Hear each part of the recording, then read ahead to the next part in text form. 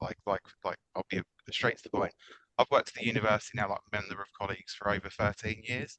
Further back, I was a graduate. My father worked here for almost a decade as well.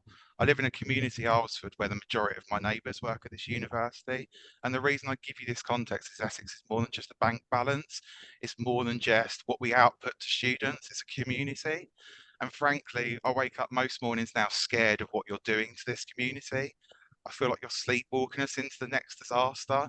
I think the way phase 1 and 2 has been handled is at best concerning, at worst, frankly, incompetent.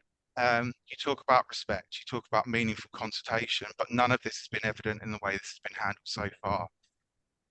Even if I consider actions that should have been completed beforehand, things like informal consultation, they're still in the future. And I find it hard to understand, given the kind of processes that we should be following, why this is the case. Those of us that have been put at risk and are now safe, and those of us that remain at risk, are fast losing our faith in your ability to lead us through this. You are destroying the heart of this community, the people, the atmosphere, and the sense of belief that has made Essex so wonderful all this time. We are losing faith quickly. Please sort out this situation. Sorry, I was just caught by the chat again there. So this is my 10th one of these meetings for professional services sections. And of course, earlier in phase 1, did meetings in Southend, did meetings across academic faculties, and I've never heard anything like it. It's important that you know that this is a very different tone from every other meeting of this type. And it's a useful reflection, and it's very interesting for me to experience this because we have very few actual questions today. What I've heard is a howl of pain. What I've heard is a real strong feeling, lots of feelings. I understand there are lots of feelings. We need to somehow together work our way through those feelings, work our way through the need to express frustration, disappointment. We need to work our way through all of those things into a place where we can look at solutions, because our university is in a situation where we have a very large challenge. I'm asking people to do a lot in terms of being able to deliver a very large change program in, frankly, record time. The reason for that is that we then will not have to do this again, and we will be set for the future. So just in closing, I want to remind us about one of the principles I didn't talk about, and I do believe that they're important, and I do believe that we've been acting according to those principles through the entire year, and that's to uphold dignity.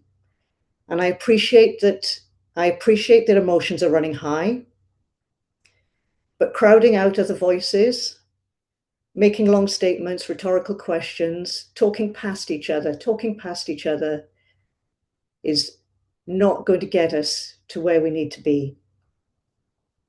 We need to keep talking, we need to keep listening, we need to keep engaging with each other as we go through this process, as this consultation is now open. It's really important to me that everybody has an opportunity to understand what's happening, why it matters to them, and what help is available. What may be obvious to you as an individual may not be obvious to everybody else. It's really important that we have these opportunities to talk things through. We had over 100 screens off during this, and not necessarily cheering. I did hear the cheering, I saw the emotion.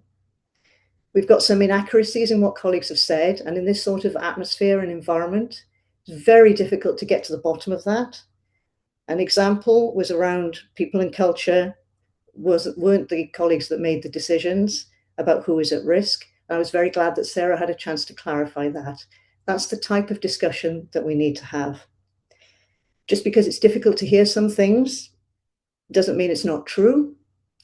Just because you may personally have not been in a room when something was discussed, when a conversation happens, when learning was attempted to happen, doesn't mean it didn't happen. And I really would like to emphasize that as leaders, I include myself in this, I include all leaders on this call, including senior leaders, and I'm actually sure line managers throughout our entire university, we all want to uphold that principle of upholding dignity and doing our best to minimize avoidable harm provide timely and honest information, and to keep talking. We'll not hide behind a screen or a chat or an inbox. And as we move forward, I would ask us all to approach any conversation with the assumption that the way we do things at Essex is that we want to handle this situation with humanity. We all want the best for our colleagues. I can hear that in what you're saying today. We all want what's the best for our colleagues, the best for our students, and ultimately for our university and indeed for our community, even in a very, very difficult situation. So I will leave this meeting today, reflect on, yes, the tone, but also some of the content of this meeting. And I really wish you well and would like to support you all as we have more detailed conversations. Clearly, these large format meetings is not the way to have this discussion, because we've got colleagues on this call who would have wanted to have more information and were unable to get it because of the format. So we can work through that format and work through the next period together. Thank you very much to everybody who has contributed today. Chris, thank you. Thank you to all the colleagues who have behind the scenes helped us to get this far with the proposals. Those voices haven't been in the room today. And I wish you all well as we walk through this next period together. And I look forward to hearing more feedback and more detailed questions and conversations and input as we try and build a better future for us all together here at Essex. Thank you very much. I'm sorry, Francis, but I am not leaving it there. That was the most invalidating summary of the last hour that you could possibly have given to us. People having cameras off and choosing to use the chat are accessibility needs, and there are people who have spent this entire meeting in tears because of the mess that has been made of this process. There is a lack of information because there has been nothing shared by ExCom. There have been a series of questions raised, not just emotions, but you have to understand that people's livelihoods are at stake, so emotions will be high.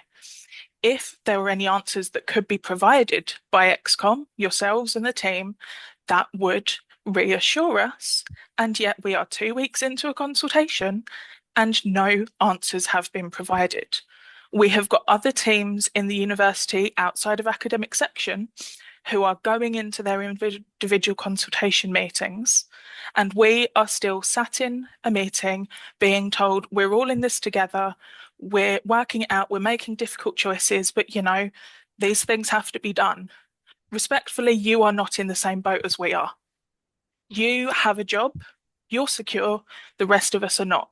This is the difference between me being able to pay my rent and not. This is the difference between us being able to provide services to students and not. The fact that you cannot understand that suggests you are not at all fit to lead us through this process. Thank you. So I do very much understand. I acknowledge the feeling. I acknowledge the pain. I have listened to the questions. In terms of, there are several layers of this going on. In terms of the actual questions, there's a lot of information available and more to be provided as we go along. We do need to draw this meeting to a close. I'm not going to make everybody happy in this meeting. That's not what this meeting is about. This meeting is an invitation, and it's the beginnings or the continuation of a conversation. I do appreciate that it's very, very difficult times for you all. I do hear, and what I was acknowledging was the pain and the upset. So thank you very much for your time. We do need to close this now, but we can reconvene if that's helpful, or we can maybe do this in slightly smaller groups, or maybe in person would be even better than having to do it in an online forum. But thank you for letting me, for inviting me in to listen to the content and tone today. And we do need to close the meeting now. Thank you very much.